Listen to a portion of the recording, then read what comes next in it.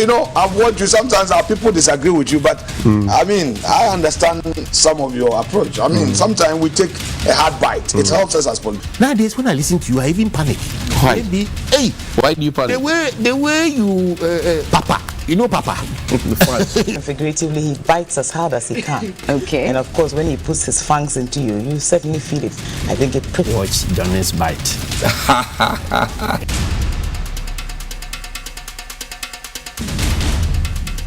Bismillahir Rahmanir Rahim.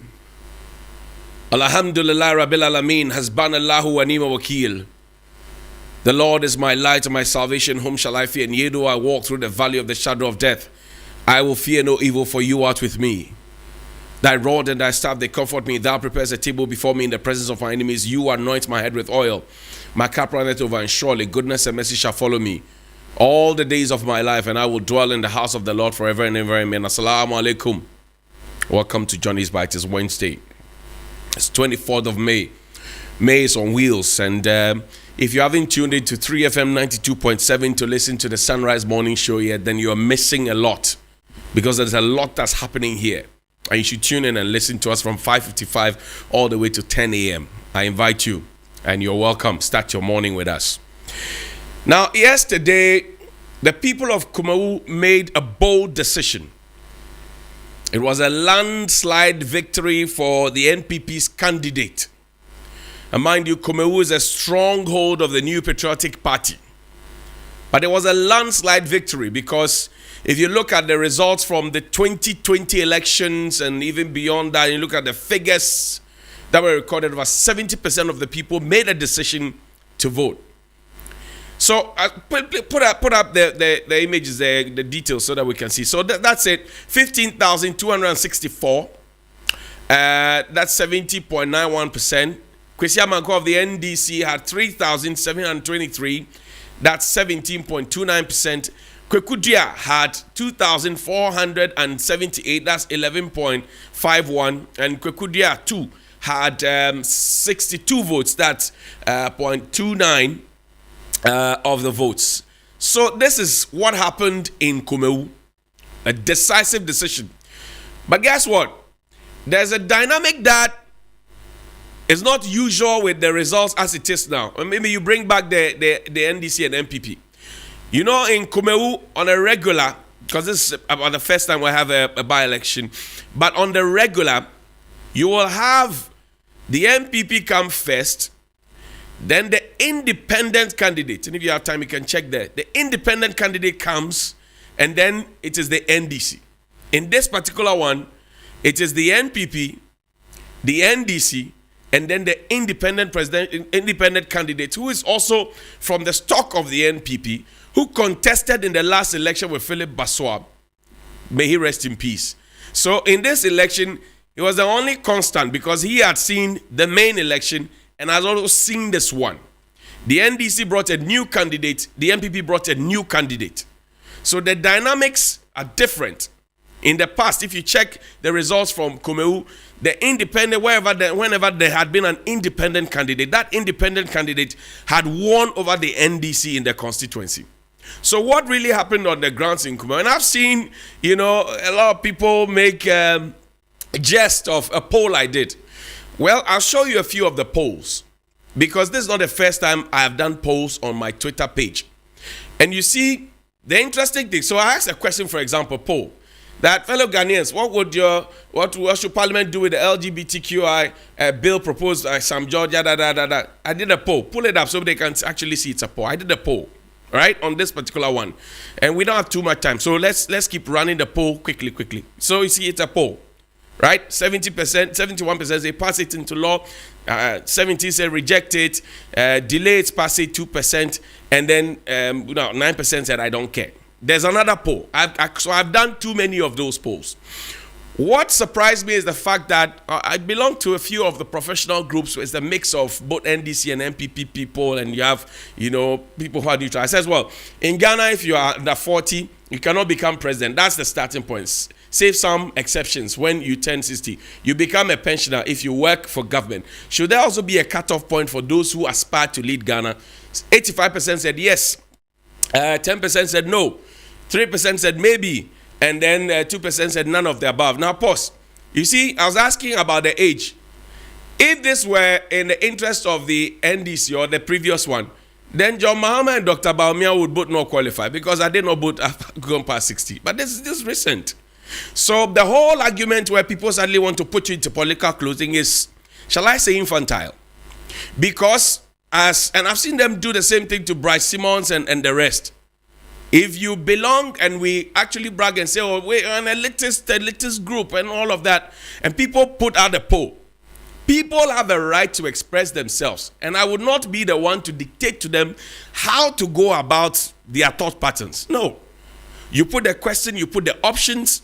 And I even asked one about, have you recently eaten local rice? All in a bit to even promote local rice.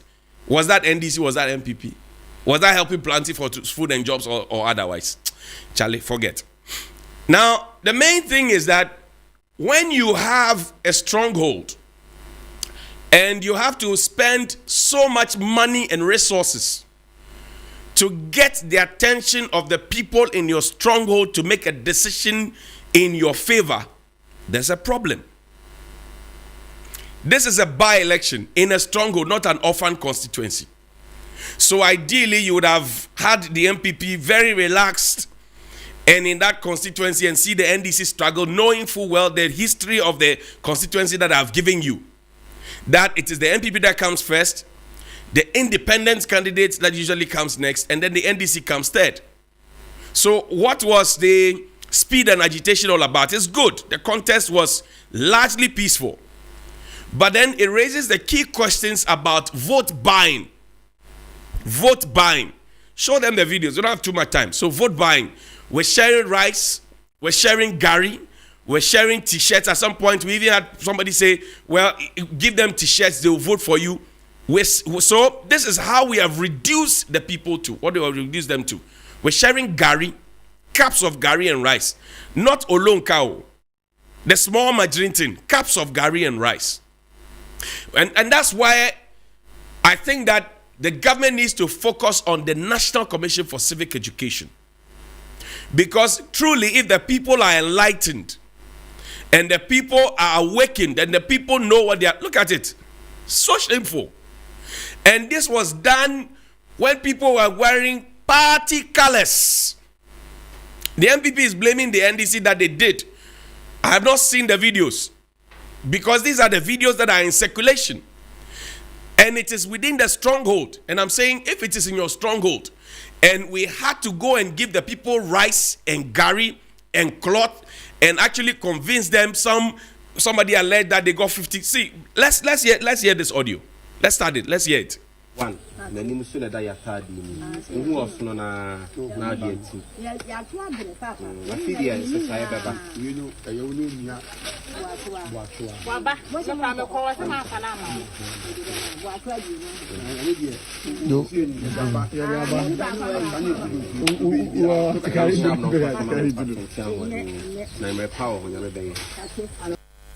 so this is clear vote buying. And that puts our democracy at a bigger risk. Because in this country, we know what role the MPP and the NDC have played in trying to get our democracy. In fact, the MPP claims to have done so much to further our democracy than the NDC had done. If you have the conversations, you know. So we started it, we championed it, returned to democratic route, we pushed it out. How did we descend to this low? How did we descend this low? That we have to be sharing things, wearing t-shirt and telling people. And the police is quiet. Yesterday, the police did a fantastic job. Even though some people think that there were too many police people at a small place like Kumeu, but the police did a fantastic job. Now, listen to this. We'll come back. Listen to it.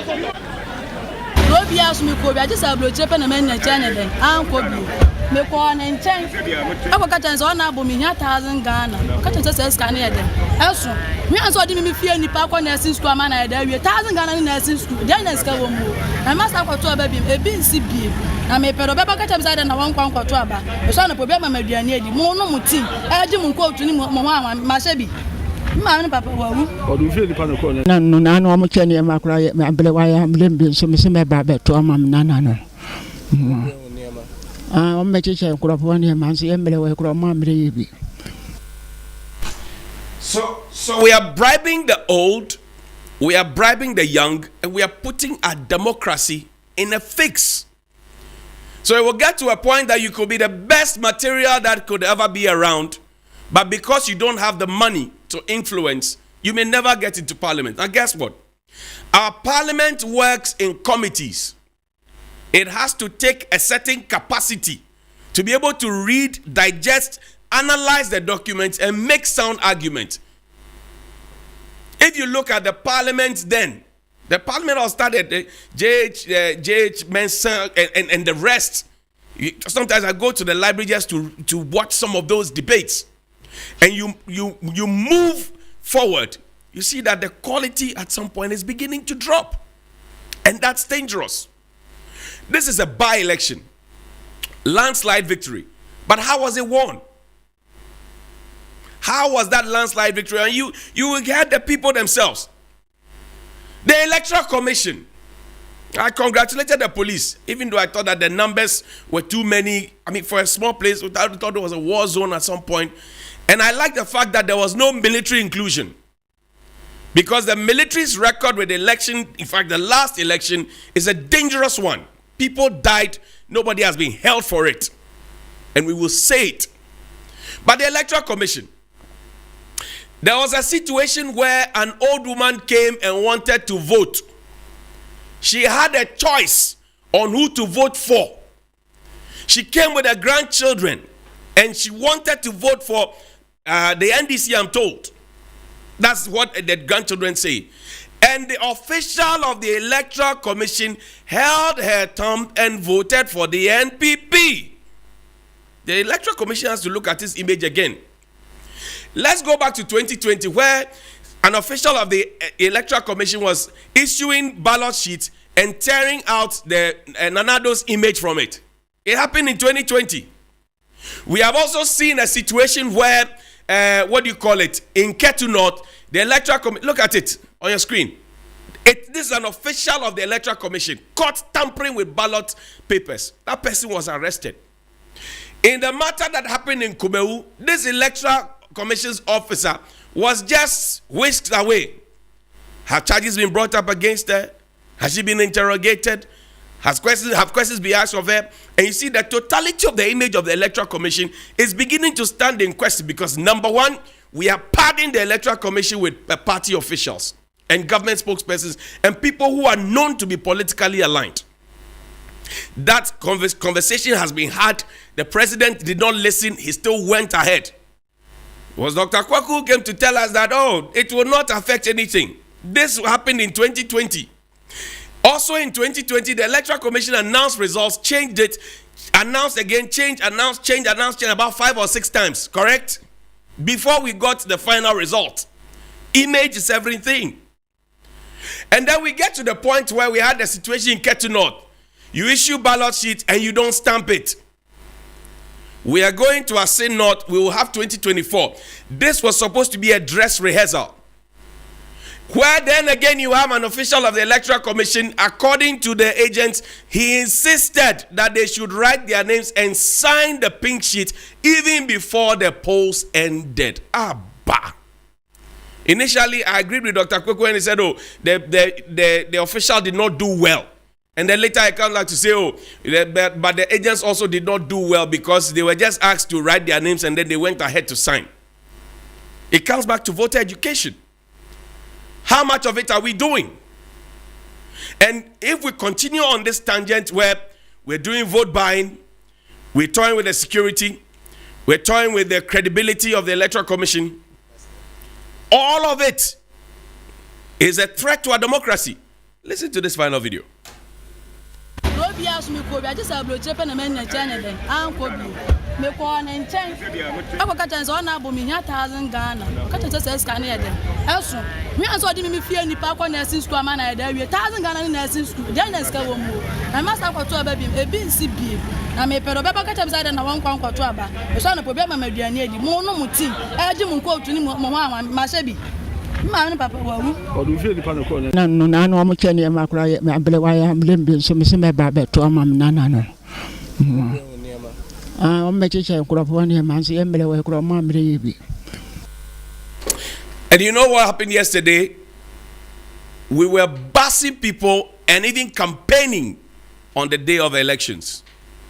Today it's in favor. Tomorrow, if it happens to another, may we not complain. But let us fix our electoral processes. Let us fix it in the interest of our democracy. Good morning. You know, I've watched you. Sometimes our people disagree with you, but